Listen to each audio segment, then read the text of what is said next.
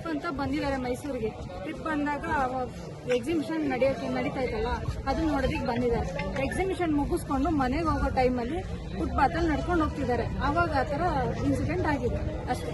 ಎಲ್ಲ 100% ಪ್ರಯತ್ನ ಪಟ್ಟಿದ್ದೀವಿ. ಕರಳೆಲ್ಲ ಆಚೆ ಬಂದಿದೆ. ಆದಷ್ಟು 4 ಅವರು ನಮಗೆ ಗೊತ್ತಿರೋ ಥರ 4 ಅವರ್ ಆಪರೇಷನ್ ಮಾಡಿದ್ದಾರೆ ಸರ್. ಡಾಕ್ಟರ್ದು ಏನು ತೊಂದರೆ ಇಲ್ಲ. ಕರಳೆಲ್ಲ ಆಚೆ ಬಂದಾಗ ಅದನ್ನು ಒಳಗಡೆ ಸೇರಿಸಿ ಮಾಡಿದಾರಲ್ಲ. ನಾವು ನಿನ್ನೆ ಎಲ್ಲ ನಮ್ಗೇನಂದ್ರೆ ಇನ್ನೂ ಉಸಿರಾಡ್ತಾ ಇದ್ವು, ಬದುಕ್ತಾಳೆ ಅನ್ನೋದ್ರಿಂದ ನಾವೆಲ್ಲ ಬೆಂಗಳೂರಲ್ಲಿ ಇರೋದೆಲ್ಲ ಹೋಗ್ತಾನೆ ರಾತ್ರಿ ಮೆಸೇಜ್ ಬಂತು, ತೀರ್ಕೊಂಡು.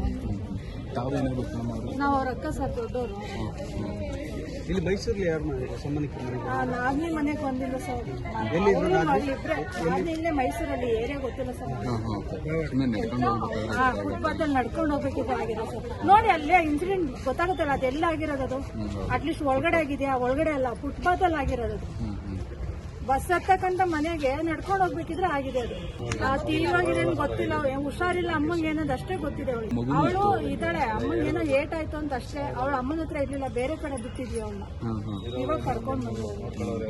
ಅವಳುಗೋಸ್ಕರ ಕಷ್ಟಪಟ್ಟು ಸೀರೆ ಕುಚ್ಚಾಕಿ ಕೆಲಸ ಮಾಡ್ತಾ ಇದ್ವಿ ಸರ್. ಅವಳು ಇವತ್ತು ದುಡಿದ್ರೇನೆ ಜೀವನ, ಇವತ್ತು ದುಡಿದ್ರೆ ಜೀವನ ಅವಳದು.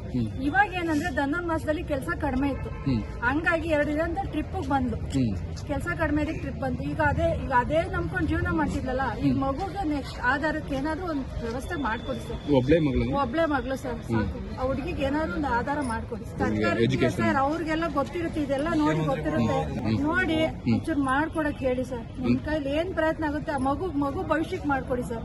ಶಿಕ್ಷಣಕ್ಕೆ ಮಾಡ್ಕೊಡಿ ಸರ್. ಅವಳ ಎಜುಕೇಶನ್ ಓದಕ್ಕಿದ್ರೆ ಸಾಕು. ಹುಡುಗಿ ತುಂಬಾ ಟಾಪರ್ ಇದ್ದಾಳೆ ಓದೋದ್ರಲ್ಲಿ, ಚೆನ್ನಾಗಿ ಓದ್ತಿದ್ದಾಳೆ. ಅದಕ್ಕೊಂದ್ ಸ್ವಲ್ಪ ಹೆಲ್ಪ್ ಮಾಡಿ. ಇವಾಗ ನಾವೆಲ್ಲ ಇದೀವಿ ಮೇಡಮ್, ನಾವು ಇದೀವಿ. ನಮ್ ಕಂಡ್ರೆ ಅಕ್ಕ ಅಂದ್ರೆ ಪ್ರಾಣ ಬಿಡ್ತಾ ಇದ್ವಿ ನಮ್ ತಂಗಿ. ನಾವೆಲ್ಲ ಇದೀವಿ, ನಮ್ ಕೈಲಾಗಿದ್ದು ನಾವು ಮಾಡಿ. ನಾವು ಆಸ್ತಿ ಅಂದ್ರೆ 3 ಜನ ಅಕ್ಕ ತಂಗಿರು.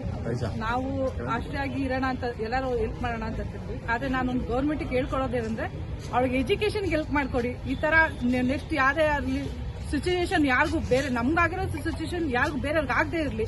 ಒಂದು ಸೇಫ್ಟಿ ನೋಡಿ. ಈ ತರ ಬಲೂನ್ ಬ್ಲಾಸ್ಟ್ ಅಂತಂದ್ರೆ ಯಾರ್ ತಾನೇ ಯಾರು ಗೊತ್ತಿರುತ್ತೆ. ಈಗ 108 ಮಕ್ಕಳು ಬಲೂನ್ ತಗೋತಾರೆ, ಬಲೂನ್ ಹತ್ರ ತಗೊಳಕ್ ಹೋಗ್ತಾರೆ, ಅವ್ರು ಬ್ಲಾಸ್ಟ್ ಆಗಿ ಅಲ್ಲೇ ಸಾಯ್ತಾರೆ ಅಂತ ಯಾರು ಗೊತ್ತಿರುತ್ತೆ. ಇದು ಸರ್ಕಾರ ಒಂಚೂರು ಎಚ್ಚರಿಕೆಯಿಂದ ಇದೆಲ್ಲ ಕ್ರಮ ತಗೊಂಡ್ರೆ ಒಳ್ಳೇದು ಅಂತ ಕೇಳ್ತೀವಿ. ಅವಳು ಅಷ್ಟು ಆರೋಗ್ಯವಾಗಿ ಎಷ್ಟು ಖುಷಿಯಾಗಿ ಬಂದು ಅಂದ್ರೆ 2 ದಿನ ಟ್ರಿಪ್ ನೋಡಕ್ಕೆ ನಾವು ಹೋಗಿ ಬರ್ತೀನಿ ಅಂತ ಹೇಳಿ ಬಂದು. ಈಗ ಇವತ್ತು ನಮ್ಗೆ ಅವಳು ಇಲ್ಲ ಅಂತಂದ್ರೆ ತುಂಬಾ ಹೇಳ್ಕೊಳಕ್ ಆಗ್ತಾ ಇಲ್ಲ ನಮ್ಮ ಕೈಲಿ. ಅವಳು ಅಷ್ಟು ನಾವು ಹಚ್ಕೊಂಡಿದ್ವಿ, ಅಷ್ಟು ಇದಾಗಿದ್ವಿ. ನಮ್ಗೆ ಗೌರ್ಮೆಂಟ್ ಕೈ ಕೇಳ್ಕೊಳ್ಳೋದಷ್ಟೇ, ನನ್ನ ಮಗಳಿಗೆ ಮುಂದಕ್ಕೆ ಅವಳ ಜೀವನಕ್ಕೆ ಎಜುಕೇಶನ್ ಒಂದು ಹೆಲ್ಪ್ ಮಾಡ್ಕೊಡಿ ಅಂತ ಕೇಳ್ಕೊಂತೀವಿ. ಮನೆ ಮುಂದೆ ಬ್ಲಾಸ್ಟ್ ಆಗಿತ್ತಲ್ವ ಸರ್, ಲಕ್ಷ್ಮಿ ಕತ್ತಿರೋಗಿದ್ದಾರೆ. ಅವ್ರ ಮಗಳಿಗೆ ಎಜುಕೇಶನ್ಗೆ, ಫ್ಯೂಚರ್ಗೆ ನಮ್ಮ ಸರ್ಕಾರ ಏನಾರ ಒಂದು ಹೆಲ್ಪ್ ಮಾಡಬೇಕು. ಸಿದ್ದರಾಮಯ್ಯ ಅವರು ಖುದ್ದಾಗಿ ನಿಂತು ನಮ್ಮ ಡಿಂಪಲ್ಗೆ ಒಂದು ಏನಾರ ಒಂದು ಹೆಲ್ಪ್ ಮಾಡಿ ಅವ್ರ ಪರಿಹಾರ ಕೊಟ್ಟು ಇದು ಮಾಡ್ಬೇಕು ಸರ್ಕಾರದವರು. ಎಷ್ಟನೇ ಕ್ಲಾಸ್ ಓದ್ತಾ ಇದೆ ಸರ್? ಅವರು ಫಸ್ಟ್ ಸ್ಟ್ಯಾಂಡರ್ಡ್, ಸ್ಕೂಲ್ಗೆ ಟಾಪರ್. ಅವರು ಚೆನ್ನಾಗಿ ಓದ್ತಾರೆ.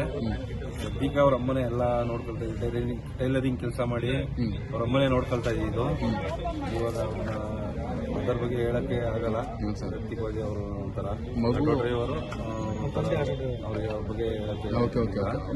ಮಗುವಿಗೆ ಏನಾಯ್ತದೆ ಸರ್, ಸರ್ಕಾರದಿಂದ ಆದಷ್ಟು ಹೆಲ್ಪ್ ಮಾಡಿಕೊಟ್ರೆ ಎಜುಕೇಶನ್ಗೆ, ಫ್ಯೂಚರ್ಗೆ ಆದಷ್ಟು ಹೆಲ್ಪ್ ಮಾಡಿಕೊಡಿ ಅಂತ ನನ್ನ ರಿಕ್ವೆಸ್ಟ್ ಸರ್. ಅಂದ್ರೆ ಜವಾಬ್ದಾರಿ ತಗೋಬೇಕು. ಜವಾಬ್ದಾರಿ ಸರ್ಕಾರನೇ ತಗೊಂಡ್ರೆ ಭಾರಿ ಉತ್ತಮ ಸರ್. ಈಗ ಮಗು ಹೇಗಿದೆ? ಮಗು ಅಮ್ಮ ಇನ್ನೂ ಬಗೆ ಇದೆ, ಹಾಸ್ಪಿಟ್ಲಲ್ಲಿ ಅಡ್ಮಿಟ್ ಆಗವ್ರೆ ಅಂತಾನೆ ಅನ್ಕೊಂಡಿರೋದು. ಇನ್ನೂ ಸತ್ತವ್ರೆ ಅಂತಾನೆ ಹೇಳಿಲ್ಲ ಅವ್ರಿಗೆ, ಇನ್ನೂ ಬದುಕವ್ರೆ ಅಂತಾನೆ ತಿಳ್ಕೊಂಡವ್ರು ಪಾಪ.